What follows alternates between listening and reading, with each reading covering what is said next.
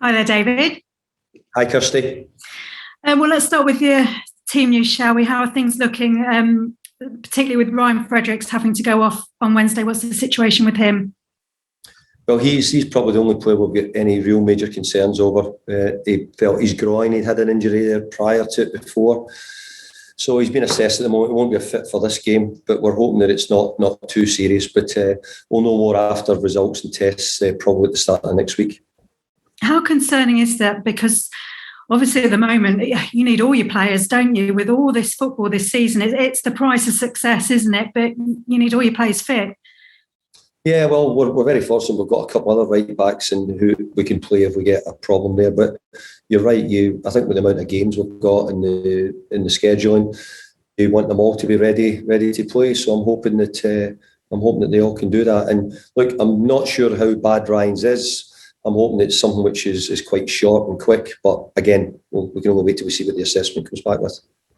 Wait and see on that then. Any other issues? Mikel Antonio fit? Yeah, no, Mick's fit. You know, we said we've had in the main we've got a fully fit squad of players. So hopefully they'll all be ready to go again. We saw Jarrod Bowen coming in, leading the line on Wednesday, attracting attention with his performance like we saw then. How pleased were you with him, and how does that show that he can step into that role when needed? Yeah.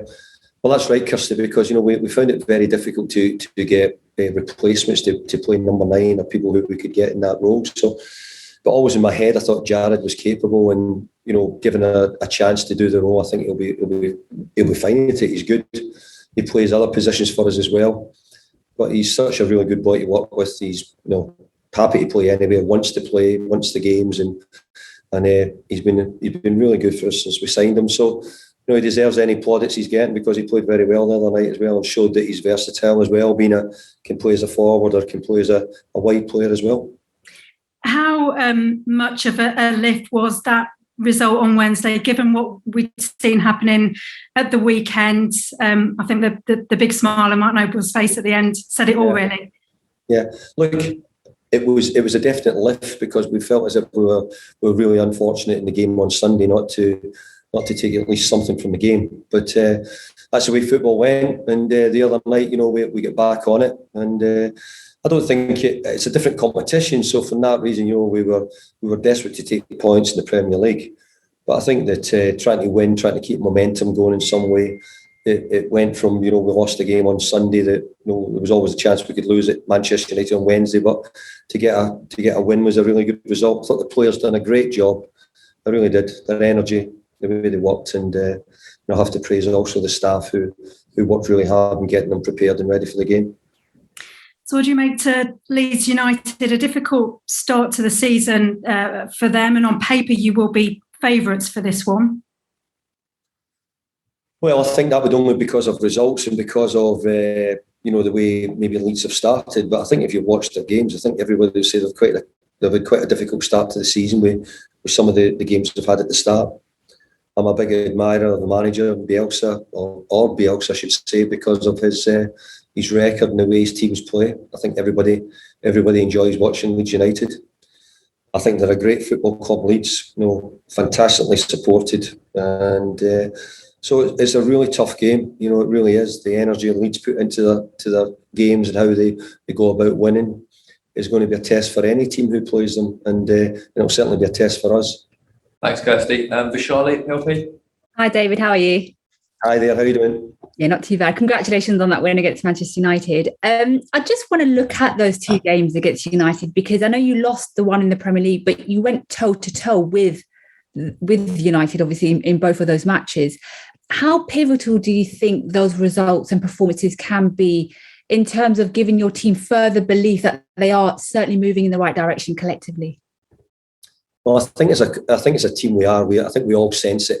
We sense it around the training ground. We sense it at the club. The team, the club, everybody's moving in the right direction and all together. So from that point of view, I think if we're going to try and realise how good we are, we have to play Manchester United regular. We have to play Manchester Cities. We have to play Liverpool's, and we need to challenge ourselves against the best. That's the only way we can find out what the gap and how much we need to keep making up, because the job's to try and challenge them, as we go along. Ultimately, we're still sort of new to the whole thing. We're like freshers here getting into the Premier League and still trying to find our level.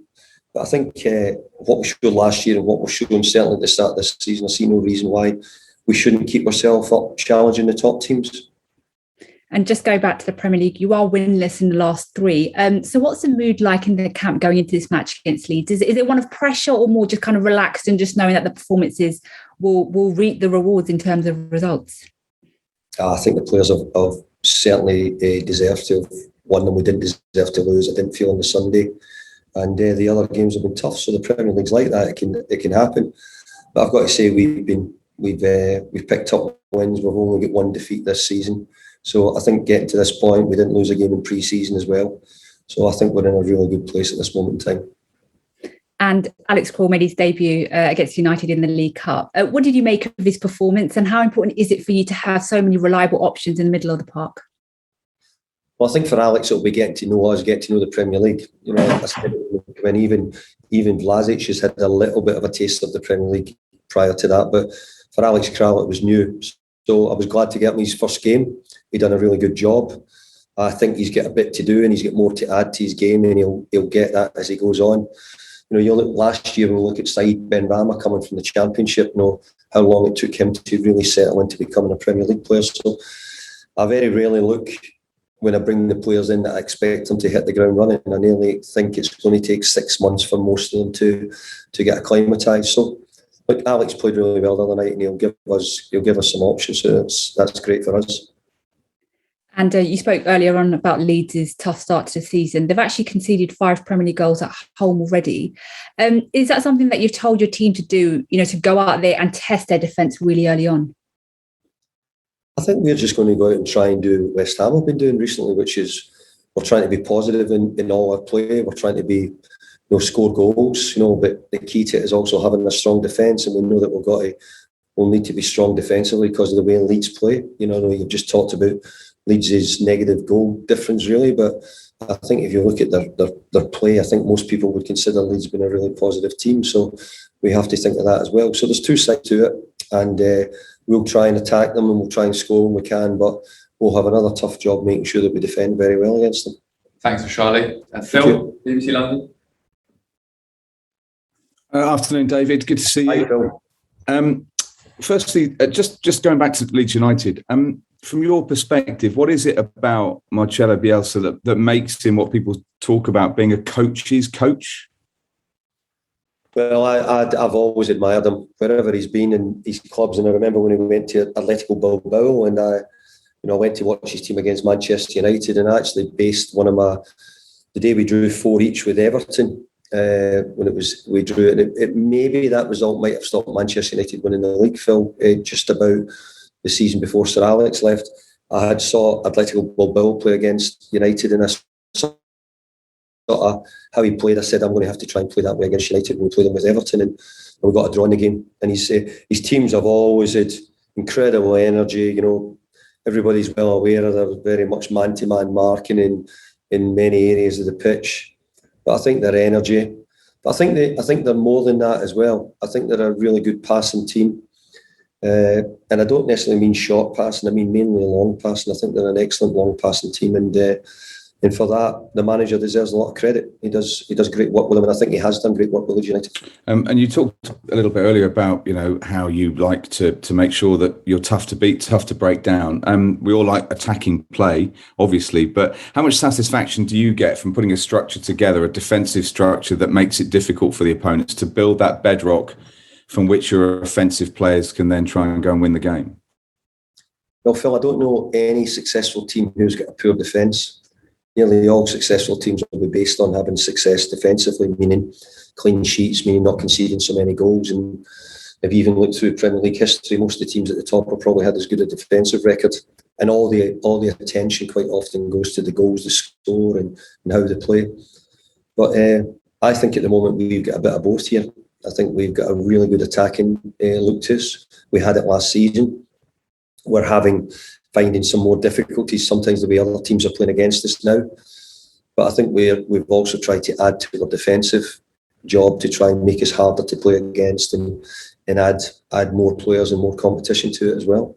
And one of those players, Kurt Zouma, I think he's already starting to gain, maybe not quite heroic status, but he's moving in that direction. The fans are already taking to him. How pleased are you with what he offers, what he's already brought, and what he can still bring? Well, I think if you're 26 and you're a centre-half, and I was a centre-half in my day as well, I think you're not quite ready to be right at the top. There's much more improvement to come.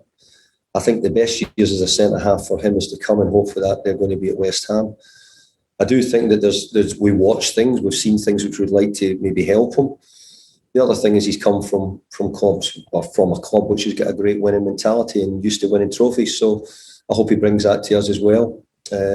His experience of playing in France, who are probably number 2 or 3 in the world, probably in the world rankings. So to be involved in that squad of players as well says something about him. So, but we've got good competition at centre half at the moment. We had terrific performances the other night from Issa Diop and Craig Dawson.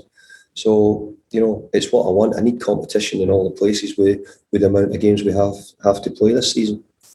Thanks, Phil. Cameras off, please, everyone. We'll go to the written section.